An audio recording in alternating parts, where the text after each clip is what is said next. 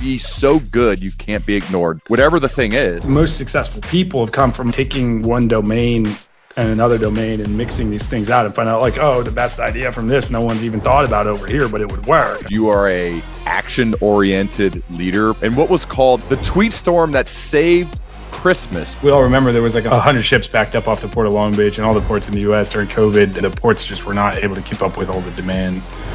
We needed to understand what was happening and was pretty dissatisfied with the answers that I was getting.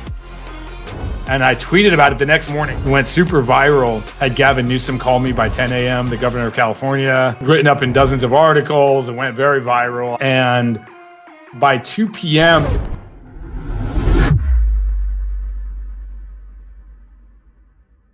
Okay, I remember when this happened, but I want to go deeper into the story because you are a action-oriented leader, my favorite kind, and that is, and what was called the Tweetstorm, when they were called that, the Tweetstorm that saved Christmas, where you famously rented a boat to inspect the Long Beach port inefficiencies, right? And this prompted like this big policy change. Can you take me inside that story and what was happening and then what happened as a result of you taking action and making change?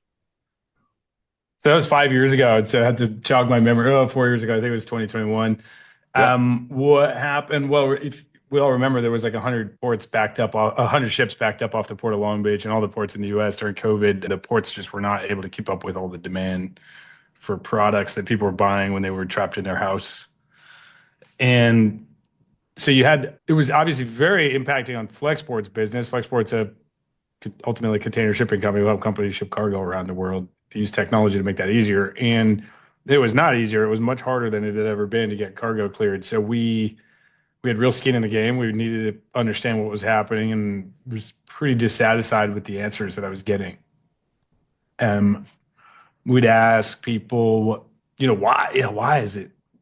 The biggest problem was we couldn't get appointments to get a container picked up. It was just taking forever to get containers out of the port.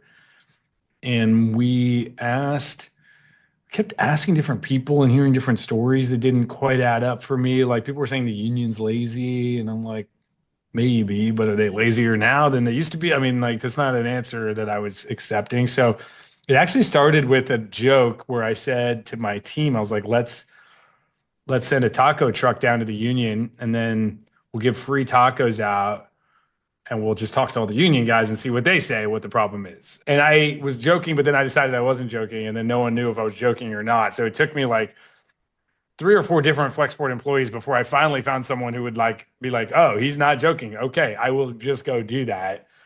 So that's where we started. We had a taco truck and our team went down. I wasn't able to go, but the team went down and they talked to all the union workers. And the union workers at the port, this is called the International Longshoremen's Warehousing Union. They told our team that it was because, truckers are lazy. Truckers are missing their appointments. And so when they had an appointment, 50% of you need an appointment to pick up the container, and 50% of the time the trucker wouldn't show up. And so then they've pulled this container to the front. No trucker shows up. Now the container that they pulled to the front is blocking all the other containers. You get this huge bottleneck and traffic jam. So from there, I was like, all right, well, I got to go interview these truck drivers. And I have the boat rental, it's not that you can see the port that well from the water. You can't. I mean, it actually is a great thing to do in Long Beach. If you're ever down there, it doesn't cost that much to get a boat to take you around and see the port from the sea, but you're not really going to understand what the problems are. What I did was invite the CEO of one of the biggest trucking companies in the LA area onto the boat with me. And it's a great way to get information from somebody. You might try this, Ryan, for your podcast. You get them on a boat. They can't leave. They're stuck. And you can just keep asking them questions forever unless they want to swim. And so we had the CEO of this trucking company on the boat, and he's the one that told me what his view was the reason that they couldn't get the reason that the trucking companies were missing their appointments is that they couldn't get chassis. Chassis are the trailers that haul the containers around. And so if they were out of chassis, and so you go 5 whys, Toyota production system, you ask the 5 whys, why can't you get chassis? Well, all the chassis have containers on them in our yard. And it's like, well, why don't you unload them? Well, the regulation says we can't stack containers more than 2 high in a trucking yard in Southern California. And I was like, well, okay, why is that the rule? We don't know, but that's the rule. That's what the zoning law says. So because of that zoning law, then you couldn't stack, once the containers got stacked too high in the yard, then the third container has to sit on a chassis and then the chassis can't be used to go pick up more containers, and you get gridlock in the system. So that's what I discovered on that day on the water. And I tweeted about it the next morning. So that was like one afternoon when we rented the boat. The next morning, I took some time to think it over, wrote it up. Originally, I was like a blog post, and I realized I'll just do this as a tweet storm. I blasted it off the next day. It went super viral. I think I posted at 6 a.m. the next day. Had Gavin Newsom call me by 10 a.m., the governor of California. Had written up in dozens of articles. It went very viral. I added like 30,000 Twitter followers that day. And by 2 p.m., the city of Long Beach voted to change the zoning law to allow stacking of containers up to 4 high in trucking yards, which anyone who's ever dealt with zoning law knows that this is kind of a remarkable feat of human achievement.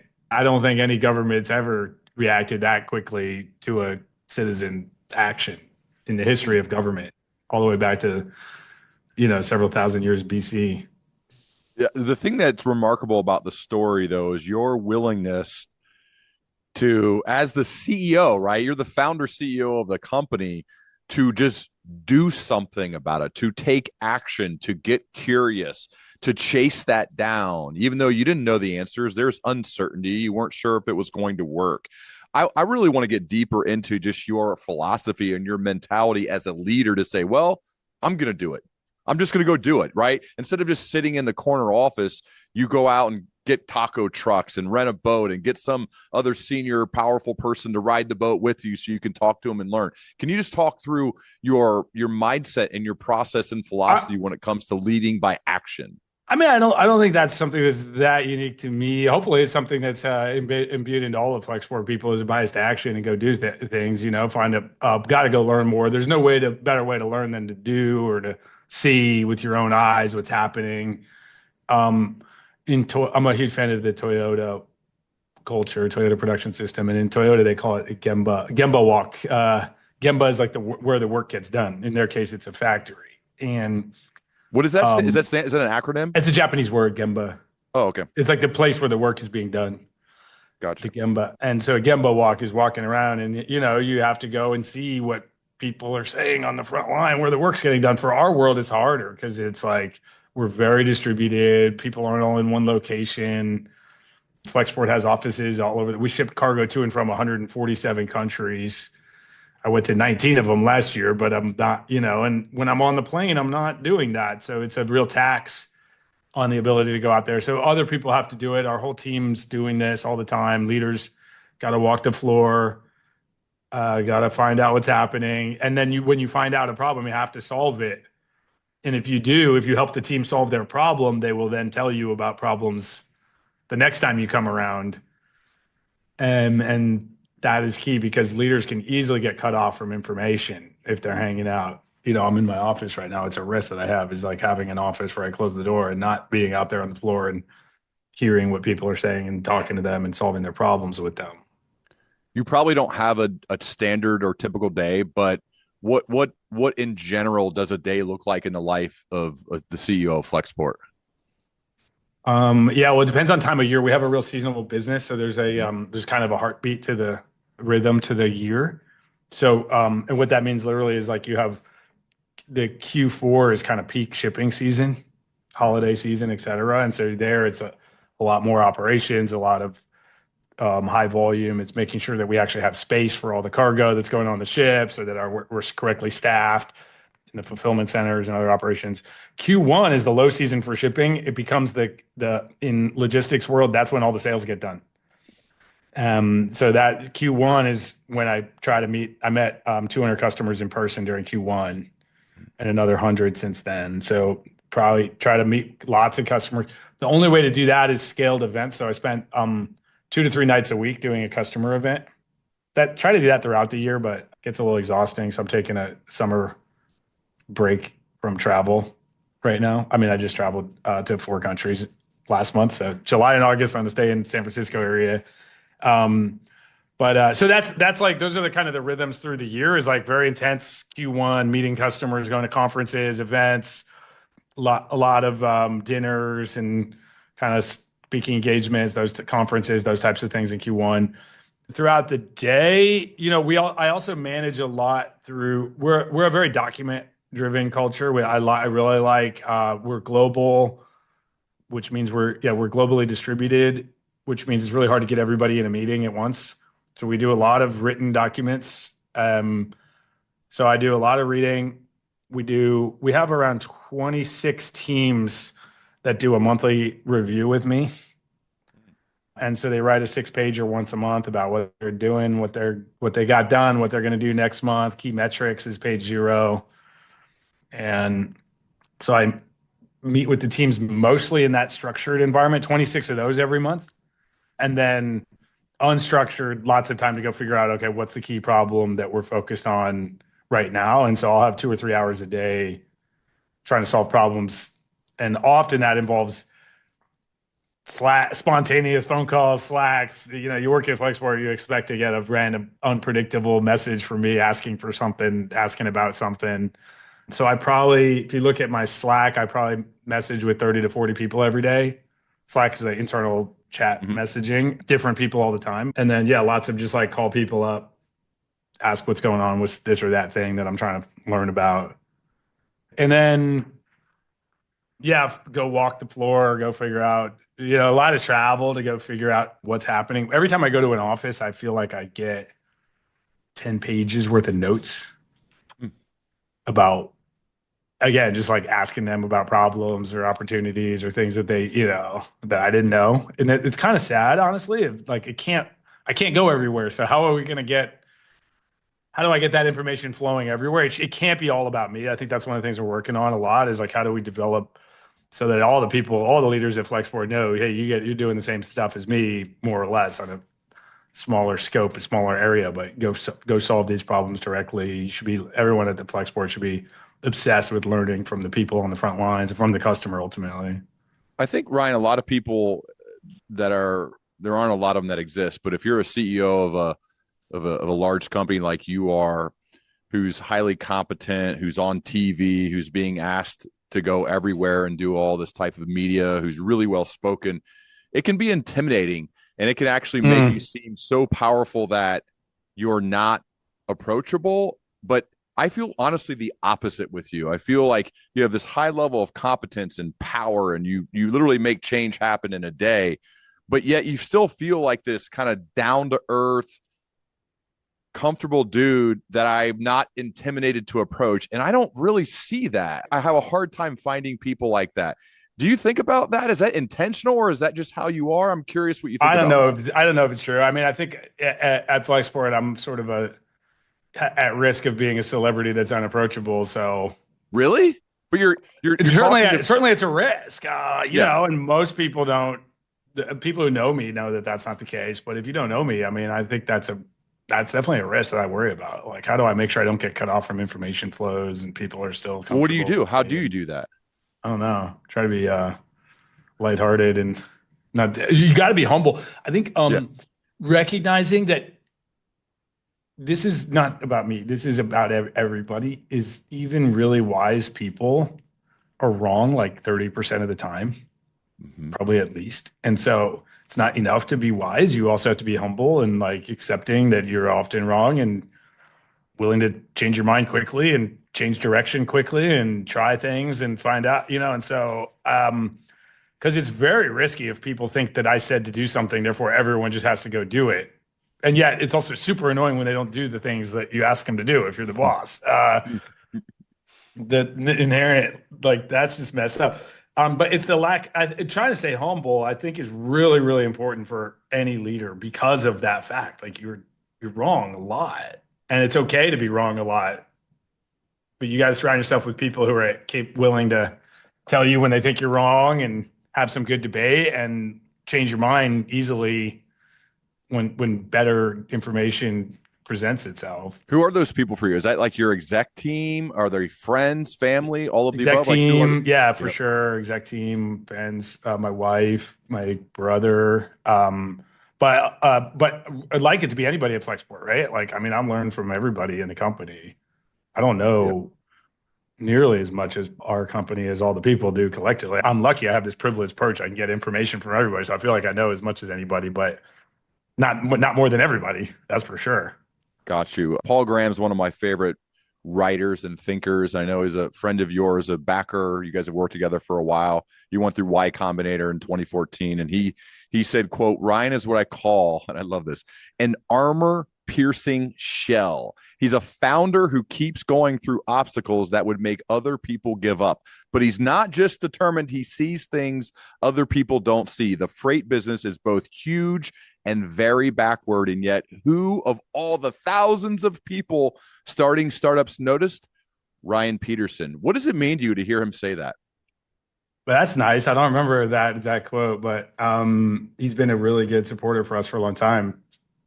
Really, even since I met him before I did Y Combinator. My brother did Y Combinator, and he knew him, and we were renting a house in Palo Alto, and we used to see Paul when he just had one son named his youngest, or now his oldest rather, would be at the children's park, and we were walking our dog all the time. So I would see him like multiple times a week and talk to him there. Oh, Before I got into YC, I got lucky to meet him. Well, my brother was the reason it happened because my brother knew him. So yeah, great advisor. I think Paul's great in that he can only see the good, and he doesn't really focus on the bad in people and companies. He's like, what's the possible upside here? yeah. He's not really concerned with what could An go wrong. optimist, Yeah, right? I definitely an optimist, and when it comes to startups, for sure. Well, one of the things I mentioned about him is he's one of my favorite writers and thinkers. I read everything that he publishes. He's published for a long Mm. time. And I think it kind of relates back to what you said earlier about how big your company is and how you guys need to write the 6-pagers to get very clear and Mm. then have those meetings with you. How important is it for you as well as the people on your team to be excellent writers, thinkers, communicators? Um, yeah, I don't know. I don't know how to say whether that's more important than other things. It's definitely one of the things that we look at in we try to do like a skills matrix of like here are the important attributes of people and where do they assess themselves? How does the manager assess them? And communication ability is one of the 10 or 12 things on that list. But it'll depend on the role, how important it is. I think one of our values is to simplify. And that Paul's the best example of this as a writer. He's like incredibly smart and intellectual, but he uses very simple language. He's passionate about using simple language as a great writer should be. In fact, Paul considers his main life calling not to be starting Y Combinator, but to be an essayist. And he's really passionate about simple writing, and part of that value like comes from global logistics, really complicated. And so our ultimate mission is to make it easy, so easy there will be more trade. But so it is simplifying, right? We're trying to simplify this very complicated thing to make it simple and to make it easy. And yet the industry has this aura of complexity that it allows for like mediocre people to hide because they maybe worked in this industry a decade and they learned all the buzzwords. They know all the things. They know how the world works. They don't know why though, and they couldn't explain it in simple terms. But if you don't know how it works at all and you're brand new, then you hear someone explain all this, you're like, man, this person's a genius. I can't believe they know all this stuff. When actually they're just doing what I call chauffeur knowledge, which is the knowledge your chauffeur gets from driving smart people around in the limousine. And they can repeat what they heard, but they don't know any of the substance of why and first principles thinking, et cetera. So I think simplify, if you can't simplify a problem to a point where smart laymen, but laymen nonetheless can understand it, then you're probably operating it too much with chauffeur knowledge. So on some level, it's a test of that. Like, I never have a hard time understanding Paul Graham or Balaji, Mark Andreessen, Peter Thiel. These are some of the people that I've gotten to know who are really next level, way, way smarter than I am. And like, I don't have a hard time understanding them. even though they're way smarter than me, right? And so it's kind of a little bit of a test. Like if you can't communicate simply, there's probably because you don't understand the stuff well enough at a deep enough level. Yep. It's I think that's the ultimate sign of intelligence. One of them, at least, is taking the complex and making it simple. I think this is why Tim Urban, for example, is such a great writer and attractive to lots of people, because he takes these super complex, Mm. like, different areas of life, and you read him, and he makes the reader feel smarter. I think great leaders do that. I think that's part of our job as leaders, is to help simplify the complex world. That's like it's a big part of your job. I want to hit on something though that you just talked about. Is I love CEOs who are serious about values, and you mentioned simplify being one of them. What are your other values? And if you could, I'd love to kind of like hear why the other ones are your values too. Yeah.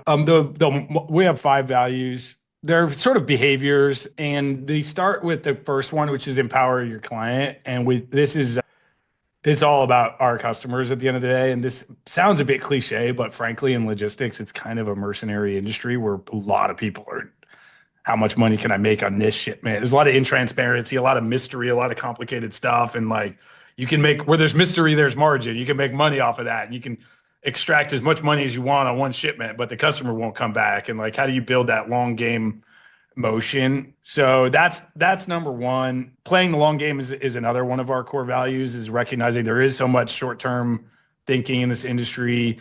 And those values can come at odds with each other, actually. I don't know if it's by design, but it's certainly the way it works. Like empowering your client and playing the long game may be at odds. What if the customer wants you to break the law and misdeclare something on customs, or ship something that's hazardous? Like there's all kinds of ways that you could empower your client, but actually not play the long game. And so there's an intentional tension that comes with that. And so what else can you say about that? It's yeah, actually we have the values back here. I don't know if you can see that behind me. Yeah. But acting like an entrepreneur is another one of the core ones. It's on purpose that says act like an entrepreneur. I don't think most people should be entrepreneurs. So I could go imagine as if you owned this company, but it's about breaking down bureaucracy, asking why over and over again, challenging, not saying the names of departments as a reason you could or couldn't do something. Mm. There was some bad habits that accrued at our company. Actually, we became a little bit bureaucratic, and this is one to remind people. Like, if you're shipping, I don't want to hear about origin, like Asia. This happened. Oh, actually, a great example for us is we ship a lot from Indonesia, but we don't have any employees in Indonesia. We work with a local partner there.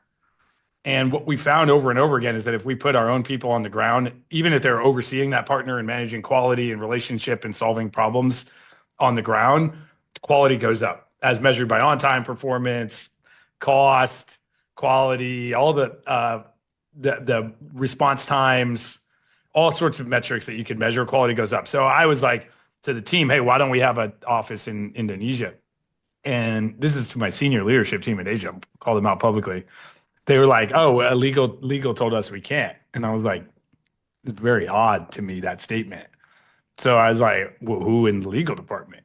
Because I made it illegal now after that to say that a department said something, because it's like departments don't say anything. There was a human being in the legal department. Who was it? And no one knew.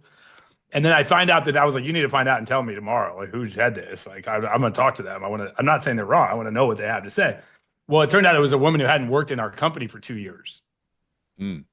Like, we're being haunted by the ghosts of former employees. And then when you talk to the legal team, I don't even believe she ever said that, to be honest. Like, because when I talked to the head of legal, he was like, no, legal would never say that. That's not our job. We'll just tell you, here are the costs, here are the risks, like, here are the challenges. But it's a business decision whether to go and do that. Was a great, I won't call him out because it was said it in private, but a great CEO told me, tell your people they don't have to listen to legal unless they tell you something is illegal. Otherwise, they're just giving you business advice, And I like that. I want to use that. But so yeah, don't mention, no entrepreneur would ever be like, oh, the legal team says I can't do this. It'd be like, here, show me the law. Like, show me what is it about this that is illegal? Why can I not do this? Like, ask more questions. Get the name of the person. So those are That value comes from that. Simplify, I already mentioned how important that is to our business, but we build up this tendency. I think every company probably people show their expertise by showing how complicated their world is, and Yep. you need me because look at all this complexity here. And if I can't understand something, I'm not the world's smartest person, but like logistics, we're kind of on some level, like we're shipping cardboard boxes from here to here, and we're trying to create a more streamlined flow to eliminate defects and make it more reliable. When there's a problem, we need to root cause it and ask why 5 times and figure out, well, okay, how do we avoid this happening again in the future? None of this is that complicated. So if it's getting to the place where I can't understand it, probably no, we're overcomplicating things. So yeah, that simplified value score. And then teamwork, winning as a team. We're all on one team. I feel like it can happen as your company gets big that it starts to be about me versus other people or my team versus other teams. And it's just like constant reminder, guys, we're all on the same team here. Like we're just trying to help our customers solve these problems and go win. We're not, we've got to align. Like we should How not be hard is at that one though, odds. Ryan? Because like you have 26 of those. You have 26 different Yeah. groups that are And that are that's sort of meeting. arbitrary. There's probably more than that, right? So, Well, yeah, I mean 26, just like having a meeting with you that they write up the 6-pager Mhm. and then talk through it. So technically, whoever's in charge of those 26 people, if that's how it's organized, that like because this is the thing that we actually run across when we do like leadership development work within companies Mhm. is someone will say like my team. Well, that person Mhm. does have a team within the larger team, and then the CEO gets frustrated or the owner gets upset, Mhm. frustrated. It's like it's our team, and the person's like, it is, but I know I'm responsible for my team and I need to make sure my team's right. So I keep my job, I Mhm. get my bonus, I get my rate. You know what I'm saying? This is a very normal thing that happens. So how do you, especially that one, because for you, you're the guy in charge of all of it. It is one team for you, but Mhm. literally it's not one team for anybody else in the company. How do you manage that? It's got to come through the culture, through the vision, through a commitment to the mission, to what we're trying to do, to alignment to a larger, higher set of goals, um, through lots of teamwork. Mm-hmm. So like these meetings are not just with me, like other execs are there, and we're identifying who else needs to be here. Who everybody's reading all of these monthly business reviews and annual plans together, aligning a lot of work to map dependencies and say, hey, you own this, and then constant assessment of like, are these teams aligned? Do we need? And it is true. Like if people will optimize for their own, Mm-hmm. like org structure changes can make a big difference in achieving an outcome. We have the hardest. There's a lot of global companies in the world. There's a lot of complicated businesses, and well, I don't think there's anyone that's more complicated than freight forwarding, more interdependence because it's on a single, there's a lot of global companies like Coca-Cola has probably more offices in more countries than we do. They're in every place. But like Coca-Cola in Vietnam doesn't need to cooperate with Coca-Cola in Mexico. Like those are just they run their own little P&L. They just run fast. They do their own thing. But in freight forwarding, every transaction from Vietnam to Mexico, both those teams have work to do that they need to collaborate on to get that shipment moved. And there's an ocean team that's getting it space on the boat, customs teams clearing the customs. So there's domain expertise, and there's regional operational work, all needing to collaborate on each and every single transaction. So you do it a lot through metrics, a lot through alignment, a lot of video calls at different hours of the day. People know they got to work nights or early mornings, and it's ongoing. But we made it one of our values to just clarify, like, guys, we're all on one team here. Let's solve this problem together. A lot of it can be done through metrics.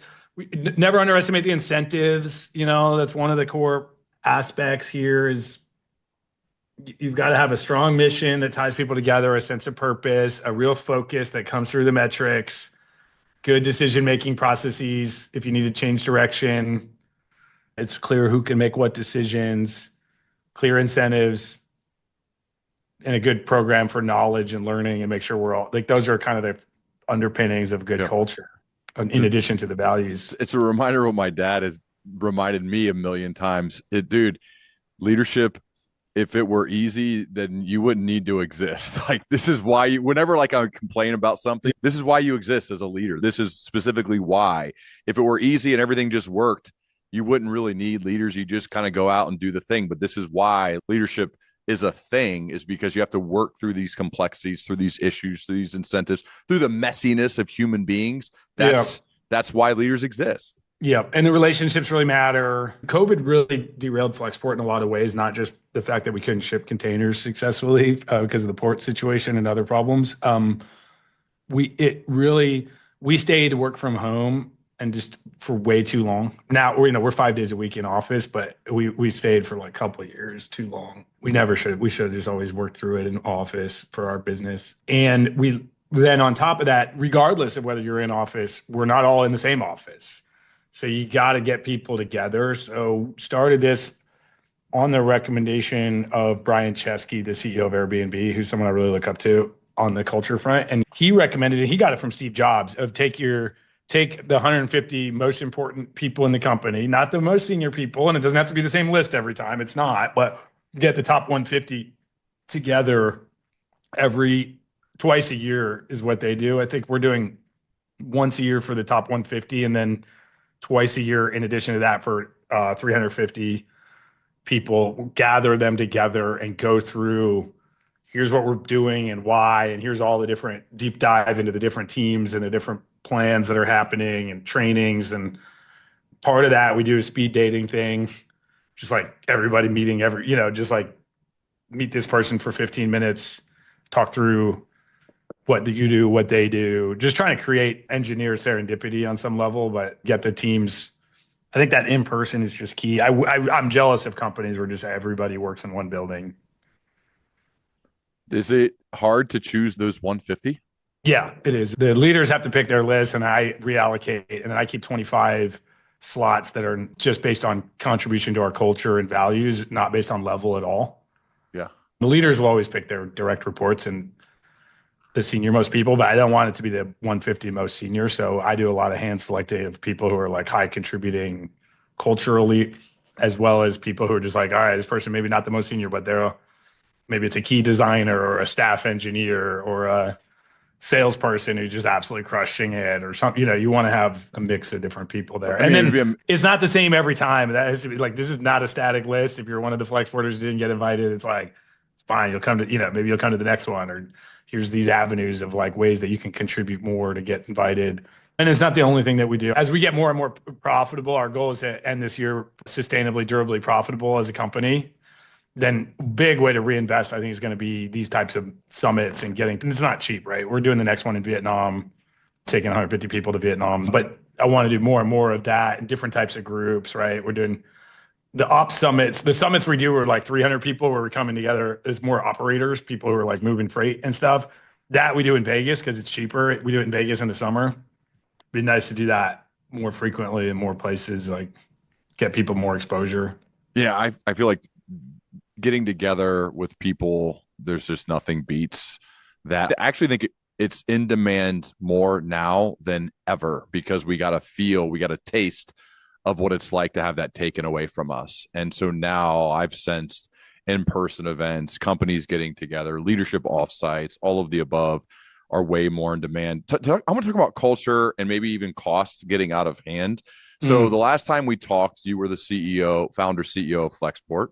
Now we're talking, you're the founder CEO of Flexport. But in between the two times we've talked, you were just the founder, but not necessarily the CEO. You hired a CEO to come in and run the business. And there's a lot that goes into that. It didn't necessarily go great from what I gathered, but I'd love to hear what made you initially want to hire an outside CEO, and then what made you decide to say, nope, I'm taking this thing back. I gotta come back and run the show. Yeah, it clearly didn't go well, or you don't hire the CEO and then plan to come back. Right. And I came back after 6 months, so it was a pretty, but a lot went wrong during that period. Why did we do it? I wasn't trying to hire a CEO. Actually, I was trying to hire a COO and met his name's Dave Clark. He had become the CEO of Amazon's retail division, so kind of what you and I think of Amazon, not AWS, but Amazon.com. But he'd really come up through the supply chain logistics group there. He ran supply chain and logistics. So it seemed like a marriage made in heaven. I think I made the mistake of falling in love with the resume. But honestly, it's not Dave's. We had our problems, but it wasn't, I wouldn't blame Dave at all. It would be like, it's even just listening to myself earlier talking about the culture and how complicated it is, how complex it is, and how interrelated. And it's just very hard for an outsider, probably impossible to take over the company. And if doing it over again, I mean, first of all, I wouldn't, but should have hired the COO if that's what I needed. And turns out I don't think I even needed that. I needed to have more confidence. But it takes years. I think we're now like our key HR focus is just hiring from within. You got to promote from within. And so if I ever, someday I will pass the torch, hopefully when I'm very old, it will be someone who's been at the company for many years, who's grown up, and it's a natural transition, not an outsider. It just doesn't, it's just too much to learn. The fundamental problems, the short-term proximate cause, we let costs get out of control and quality suffer. Our churn went up, our NPS with our customers went down, and our costs ballooned. You're like, this is like a perfect storm. So we did have to go through quite a turnaround the last 18 months, but it's back. Company's in a good place right now. Did you think you weren't like knowledgeable enough, or like, cause like, why bring in somebody else? I'm just trying to distinguish for maybe someone listening who, and I get the population isn't that big, of someone who started something and then it gets so big or gets to the point where like, you know what, we need to bring the guy who ran like the best company in the world in. It's Amazon. You know what I'm saying? Like, I'm just wondering for that person, what was it? I'm a huge Amazon fan. I think Amazon's a really interesting company that the way, and in our world of tech plus logistics, there's not a lot. It's kind of an N of one type of company. Yeah. Maybe that's not quite true on a global basis, but in the United States, Amazon is like tech and logistics. That's what I think of besides Flexport. And the problems that I was trying to solve is operationally doing the same thing over and over again, a little bit better every time. How do you drive that operational rigor to improve quality, remove defects, just like drive repeatability, reduce variability of outcomes, just that whole lean is what it's called in the US, but it's Toyota Production System. Ultimately, it's who pioneered this in the world. And Amazon was very well known for doing that. I'd hired a lot of good people from Amazon. A lot of them told me this guy was amazing, would be perfect for us. I trusted some people on the reference checks more than anything. Of course, I had some bad reference checks that I just ignored, so that was my fault. But I don't want to go into it too much. So I was looking for someone who could do those types of things. Like, I'm more of the creative type. I like to do different things every day, not the same thing over and over again.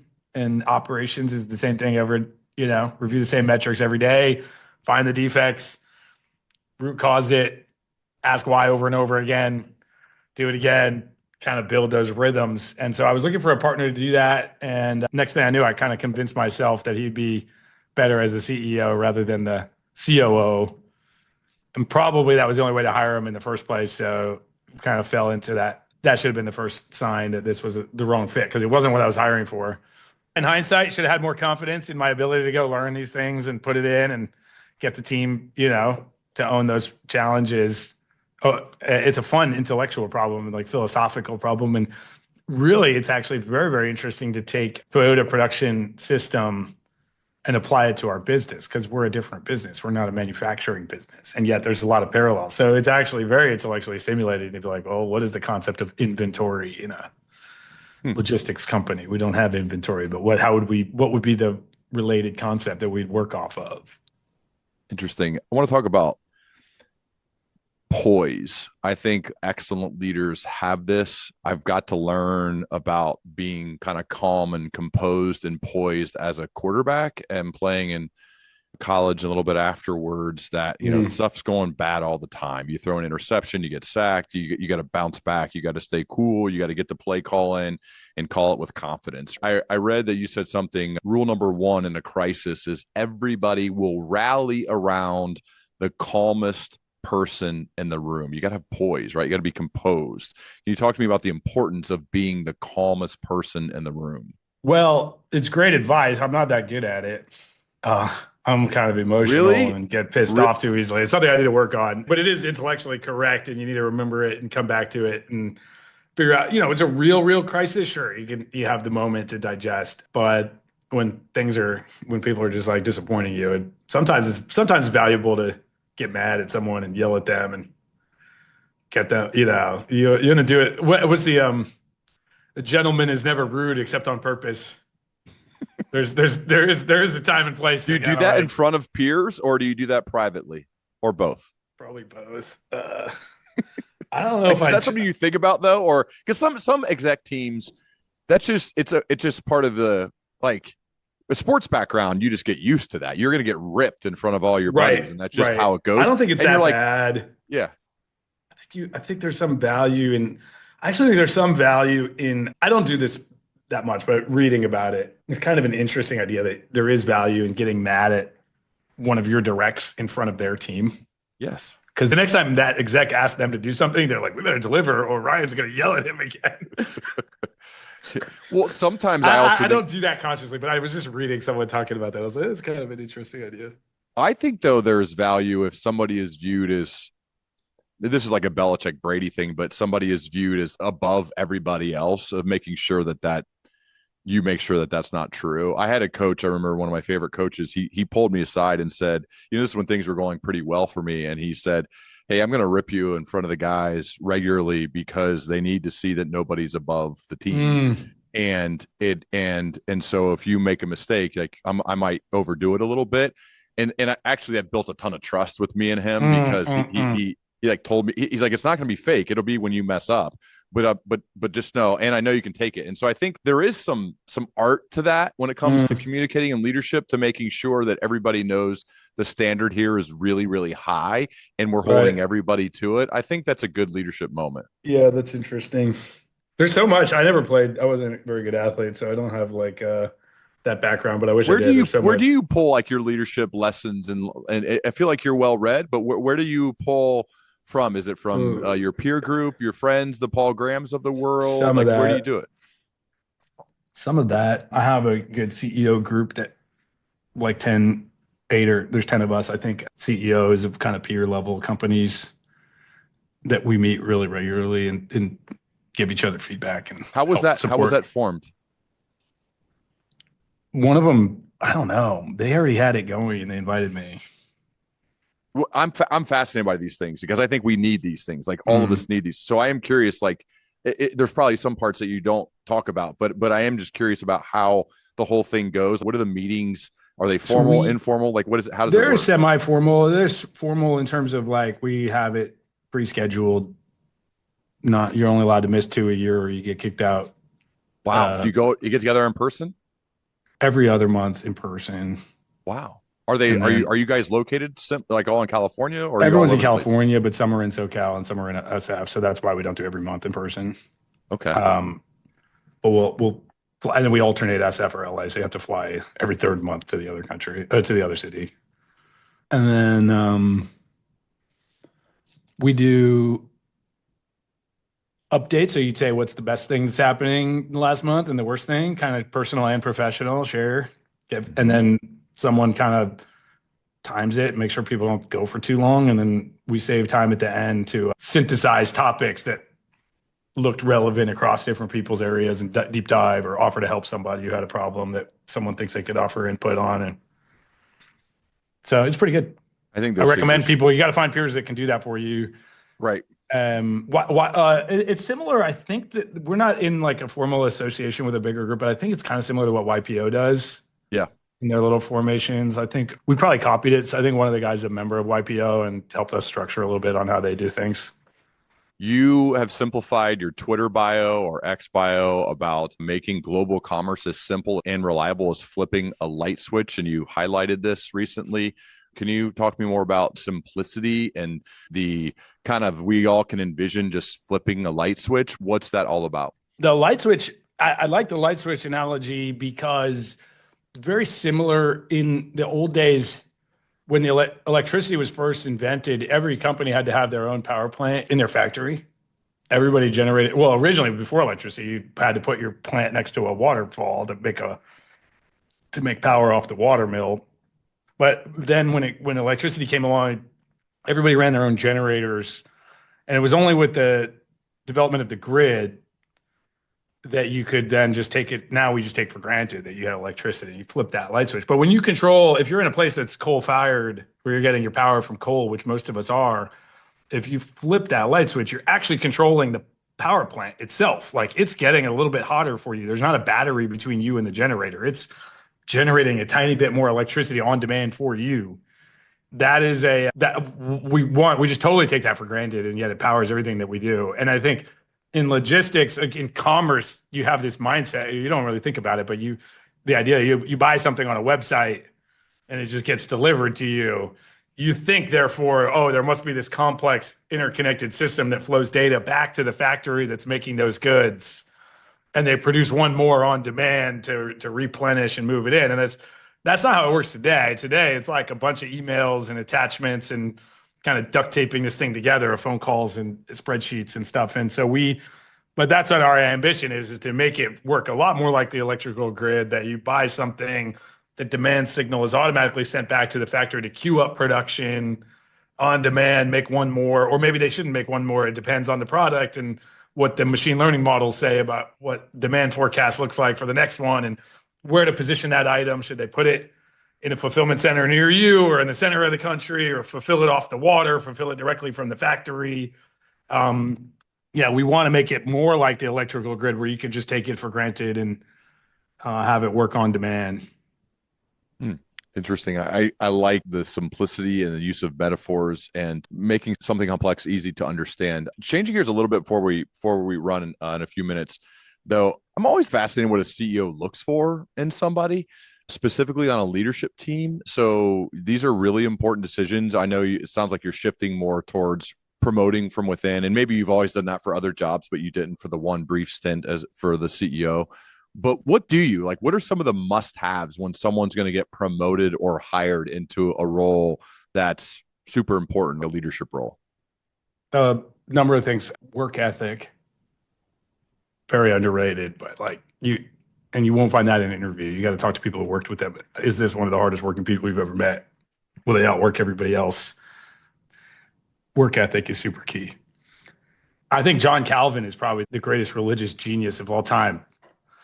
Well, maybe that's an overstatement, but an incredible genius, because Calvinism basically said your fate is predetermined. Whether you're going to go to heaven or hell is already decided before you're born. You have nothing to do. However, the only way you can know which one you're going to do is based on how much wealth you accrue and how hard you work. It's like basically the origin of capitalism comes from that insight. It's like, all right, I got to work really hard and don't spend money so that I can prove that I'm going to heaven. I'm not like literally looking for Calvinist Protestants, but there's something to that work ethic. It's not innate in everybody. Some people have it, some people don't. You can be any religion to have it. But there's some argument that the origin of it comes from Calvinism. Intellect, I want really, really smart people. I want to be wowed by how smart they are. And that comes with curiosity, because you don't become that smart. You're not born that smart. You learned all this stuff. And so someone who's like constantly learning and excited by learning. Then I mentioned earlier humility, because again, even the really wise people are wrong 30% of the time. So you got to be willing to be wrong and admit it and stay humble. And frankly, like arrogance is its own form of stupidity, because you stop learning. Reliability, something that you want to look for, someone that actually does what they say they're going to do. Public speaking or charisma. I mean, I guess that goes along with the communication that we talked about earlier, your ability to simplify and communicate well. And then there's, in our space, is domain experience, which could be logistics, could be technical, legal, finance, whatever the domain is, that they got to have seen a lot of edge cases and have developed enough experience to have intuition. How much of this is done through an interview process versus how much is done through referrals and talking to people who've worked with them? It's almost all referrals and references. And that's why I try to do internal hiring for everything, because it's like, how do you trust these external people that they're telling you? Do you know them better than they know the person? Like, yeah. You could see it that they've actually done it while working at your company. That's ideal, right? Worked really, really hard, been humble, curious, learned. But we can't fill all the roles internally. We try so hard, but when it's external, I try to get someone who's referrals from people who work at the company are worth way more than a random reference check that the candidate themselves gave you, right? Right, right, right. That's my How much? ideal. Like I've only hired one exec in the last couple of years, and he was someone who was one of my direct reports bosses for 6 years, and said he was the best boss ever without remembering that he works for me now. So Are you still doing much work with Founders Fund? not that well. I mean, I was full time there, and now I'm kind of a part. Not really. I'm so focused on Flexport. I hope to in the future, but got to get. At the end of the year, we turn profitable Q4, and then I think I'll have more options there. I don't think most people in your position, they have moments of where there's more balance in their life, but a lot of their life is not very balanced. So I don't really even strive for that. I think people that do big things usually are obsessed. They have an amazing work ethics. They get after it, right? They chase it with great rigor.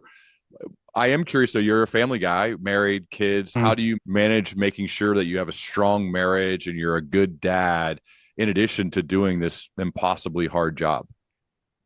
Yeah, I got two little kids, two little girls, so I'm just trying to give them as much attention as I possibly can when I'm there. Make it home for bedtime most nights, weekends a lot of time, but I'm kind of bad. I'm like constantly thinking about Flexport, so Really? yeah, constantly. Like, I'm sure investors love to hear that and employees probably love to hear that. But what does your wife think when you say that? Well, I mean, I'm just being honest. She knows. She's correcting me. She's pushing me. She's a good partner. She like knows, what's best for me, what's good for the company. She knows. She knows that it's good that I'm obsessed with Flexport. It's like Hannibal, right? Like Hannibal, the general. He was always praised because his soldiers were never loyal, were never defected. They were always very loyal. And he was like, he's a great general. But the only thing is, he was pretty cruel. Whenever somebody defected from his army, he would torture them to death. You're like, well, you can't criticize him for that if you're going to praise him for his soldiers never defecting. On some level, it's like you got to take the good with the bad. So are you saying though, because I feel this so much of when you're kind of an alpha type of a person who gets things done, who does big things in the world, who leaves a positive dent, right? You employ thousands of people, you're helping so many, your customers, all this. There is a cost, right? You don't become that type of a guy who does those things without being obsessed, without being a maniac, without working really hard. I think there's just a price to it. And I don't think we should act like that doesn't exist. That's just a real totally. thing. That's my thing. Yeah. But I mean, like it's amazing to have kids because it gives you instant fulfillment, sense of purpose, why we're here. I mean, I would always wonder about that. Like I always got my purpose and fulfillment from building Flexport. And I would wonder, like, what are all these people that aren't doing this how are they getting purpose in the world? And then you like have kids, you're like, oh, I get it. You just need to raise your kids, and that's all the purpose you ever need. So there's a tension there because I see it, I feel it. It's great to care about so much about them, about anybody besides yourself. That's the thing. I feel like it gives us massive purpose. I remember after having one, and I was thinking, there is no possible way I can love the second one as much as the first one. It's not possible. But here's the weird thing, and you know this, right? Because you've done it. But then you have the second one, and all of a sudden you can, like you do, like you actually are able to have more love. And I think that's a good thing for a leader. That's a good thing for a person is like, I didn't think it was humanly possible because I love this thing so much. And then you have the second one, you're like, wait a second. I'm capable. It's just it's bizarre, dude. I mean, being a dad's the best. Being a dad's the best. It's the best. It is the best. So that I work on constantly is like work on my put my phone away. Stop. Don't pick it up. Don't get distracted. It'll be there. Yeah. But also the example of working hard is a really, really good thing. One more thing before we run, dude. You're meeting with a young person, maybe like a newer employee who's straight out of college or straight out of Columbia Business School like you were, and they want to leave a dent, right? Like they want to leave a positive dent in the world. What are some general pieces of life/career advice you give to them? Oh, I mean, I think everything is about learning, is like building your capabilities and learning. And I really like to point people to Charlie Munger's essay on worldly wisdom. You can find it. I think it was actually a graduation speech that he did. I think it was at USC. Yeah. That's a really important piece of knowledge and wisdom is the idea that you summarize it is that in life, there's only a limited number of domains of areas. It's not infinite things. There's, and yeah, these are arbitrary lines between those. You can say how many there are, but call it 300 different areas. And in each of these domains, there's two or three big ideas that if you understand that, you kind of get 80% of the whole domain. And so it's not an infinite problem to learn. To become worldly wise would mean you know these kind of main ideas and therefore mental models from all the domains. And that's a very good starting point to strive towards in life. And you can read pretty easily. The world's smartest people have taken the moment, taken the time to write down their ideas. Like, you can engage with the smartest people to ever live. And a lot of people don't take advantage of that. So we're going to read constantly, find the people who know the thing that you want to do and model them, ask them. Those are all good ideas. And then I guess the other one comes from Rene Girard, which is the idea that we're all imitative people. There's no way around it. That's what human beings are. We imitate others. That's what separates us from the animals, is that we're very good at imitating. And there's no way out of this. You're going to imitate somebody, so you should be very conscious about who you imitate. Choose your role models wisely. Surround yourself with people that are working on, have similar values to the ones you want to have, that are working towards inspiring things that are leading the type of life that you want to lead, because you're going to naturally imitate those people. And if you're not careful, you'll be imitating the wrong model. You will imitate someone. I think this is why Christianity can be really important, is like, imitate Christ. Even if you pick the ideal and imitate that, rather than, at least you're consciously choosing someone great to imitate. And otherwise you will imitate someone you get it wrong, and it could be disastrous. So I think picking really good role models, whoever it might be, is really important, to do it consciously. Those are all good ideas, and optimize for that, for learning, and like, who are you going to learn from? And you don't have to have one role model. You can have role models for different areas of development or different areas you're trying to learn. Luke Burgess has a book called Wanting, which is all about Rene Girard. So that's really good. It's funny, Ryan, actually, I leave on this trip tomorrow. I go on an annual trip with my younger brother, and it's with people who have definitely sustained excellence. They've generated a lot of wealth in their life. They haven't inherited. These are people who've worked really, really hard and made tons of money and are kind of world changers. And I'm super lucky to get to go. We've done it the last 17 years. When I come back from that trip, we have dinners every night. We hang out during the day. When I come back from that trip, I think differently, man. Being around kind of world dominators, it raises your level of thinking. It truly, truly does. And like, I love that advice, to put yourself in environments with people who do big things, who get after it, who are optimists, who want to do it the right way by working insanely hard, like the first thing you mentioned when you're going to hire somebody.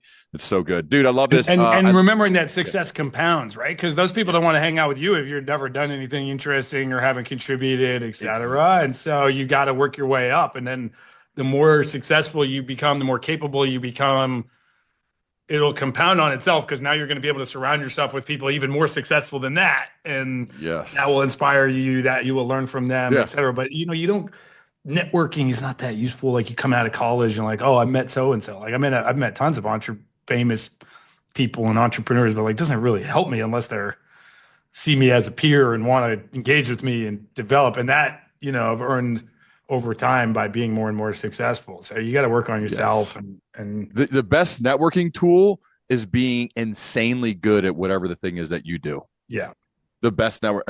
It really is. Like, be so good you can't be ignored. The Steve Martin, Cal Newport stuff, right? Whatever the thing is, it doesn't necessarily matter, but be insanely good at what you're doing.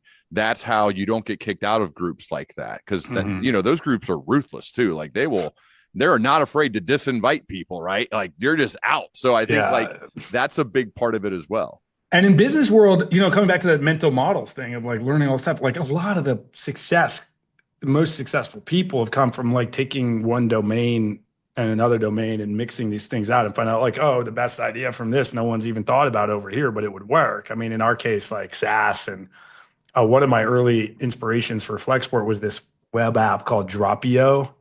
Sam Lesson started it, who then went over to become, I don't know, a senior job at Facebook. Facebook acquired it and killed it. It just wanted the team. But it was like the earliest web app where you could just like upload docs. Now you take it for granted, Google Drive or something, you upload these docs in there, and it had a really nice UX. And I was like, oh, we should have this for customs. I know Sam. I don't know if I've ever told him that he was really an inspiration for customs for Flexport in the early days. Because I'm like, but it was taking like, all right, what's cutting edge web ideas and applying it to this other domain that no one inside of that domain was thinking about this. And now it's probably what can you take AI and apply it to these other domains and generate useful insights? And but if the more different mental models you have, the more areas, also the more interesting you're going to be, the more life will be curious. Like I'm always a little jealous of geologists because wherever they go, there's something interesting to look at. There's rocks everywhere. It's like no matter where a geologist goes, like the world's full of wonder. I look at Yeah. rocks, I'm like, whatever, it's a rock. Yeah. So cool. It's funny you mentioned Sam. He's coming on in 3 weeks, I think. We just booked Oh, that one a good. couple weeks ago. Fascinating dude. Hey, man, I love this. I love to continue and do it again as a little bit more time passes, just to hear from you, man. That'd be I great. always Yeah. learn a ton. I appreciate it, man. Likewise, man. Thanks a lot. Awesome. Thanks, man. See you, Ron. Bye.